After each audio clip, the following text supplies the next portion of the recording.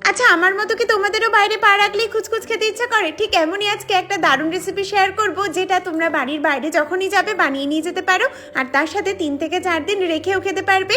এছাড়াও আরেকটা কথা, যারা যারা বিজনেস স্টার্ট করতে চাও এই সব জিনিস নিয়ে, তারাও কিন্তু এই রেসিপি থেকে অনায়াসে বিজনেস স্টার্ট করতে পারো। একদম অথেন্টিক রেস্টুরেন্ট স্টাইলে আজকে স্যান্ডউইচ বানিয়ে দেখবো, তবে আমি বানাচ্ছি ডিম দিয়ে, মানে এগ স্যান্ডউইচ।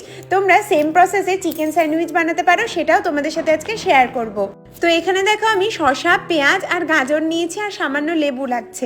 এছাড়া কিন্তু ক্যাপসিকাম বা বিনস এসব কিছু স্যান্ডউইচের মধ্যে দেয় না। শসাটাকে আমি ভালো করে গ্রেট করে নিয়েছি, গাজরটাকেও সেম প্রসেসেই গ্রেট করেছি, তবে একদম মিহিদানা গ্রেটার দিয়েই গ্রেট করতে হবে। এরপর শসাটা থেকে যে অতিরিক্ত জল রয়েছে সেটা হাত দিয়ে বেশ চেপে চেপে জলটাকে বের করে দিলাম। গাজরের ক্ষেত্রেও তাই, এবং পেঁয়াজের ক্ষেত্রেও কিন্তু তাই করতে হবে। যতটা কুচিয়ে রাখা সম্ভব পেঁয়াজটাকে, ততটাই কুচিয়ে রাখবে। এই যে জলটা বের করে দেওয়ার জন্য স্যান্ডউইচটার লাইফ টাইম বেড়ে যায়, আর স্যান্ডউইচটা সগিও হয়ে যায় না।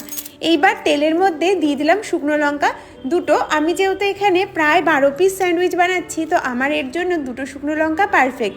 তোমরা বেশি করেও বানাতে পারো। শুকনো লঙ্কাটাকে ভালো করে ভেজে তুলে রাখলাম। আর এইদিকে কোনো রকম আমরা বাজার থেকে কেনা মেয়োনিজ ইউজ করব না। তো এখানে ডিম সিদ্ধ নিয়েছি একটা, আর তার সাথে 2টো শুকনো লঙ্কা, 2 চামচ গুঁড়ো দুধ, হাফ লেবুর রস, একটু গোলমরিচ গুঁড়ো, স্বাদ মতো লবণ, 1.5 চামচ মতো ভিনিগার, 4-5টা মতো রসুনের দানা, আর 2 থেকে 3 চামচ মতো সাদা তেল দিয়ে ভালো করে মিক্সিং জারে ঘুরিয়ে নিলেই এই যে টেস্টি মেয়োনিজটা তৈরি হয়, এটা কিন্তু বড় বড় রেস্তোরাঁতেও পাবে না, দারুণ স্বাদ হয়। এরপর পেঁয়াজটাকে আমি ওই তেলের মধ্যেই একটু জল ঝরানোর মতো শুকিয়ে নিয়েছি। এর জন্য আমাদের স্যান্ডউইচটার লাইফ টাইম, আবারও বলছি, বেড়ে যাবে। তো পেঁয়াজটাকে হালকা করে ভেজে নেবে। 2টো ডিম নিয়েছি, 3টে ডিম নিয়েছি। ডিমটাকে ভালো করে গ্রেট করে নিচ্ছি, আর তারপর একে একে পেঁয়াজ কুচি, গাজর যেগুলো আমরা বানিয়ে রেখেছিলাম সেগুলো দিয়ে দিলাম। আর এর মধ্যে অ্যাডিশনাল হিসেবে দিচ্ছি 1.5 চামচ দুধের গুঁড়ো, আর তার সাথে গোলমরিচ গুঁড়ো, স্বাদ মতো লবণ। কোনো রকম চিনি বা কিছু দেওয়ার দরকার নেই। সমস্ত কিছু যোগ করার পর দিয়ে দেবো সেই যে আমরা ডিমের মেয়োনিজ বানিয়ে রেখেছিলাম সেইটা, বা বলতে পারো ক্রিম। এরপর সমস্ত কিছু ভালো করে মিশিয়ে নিতে হবে।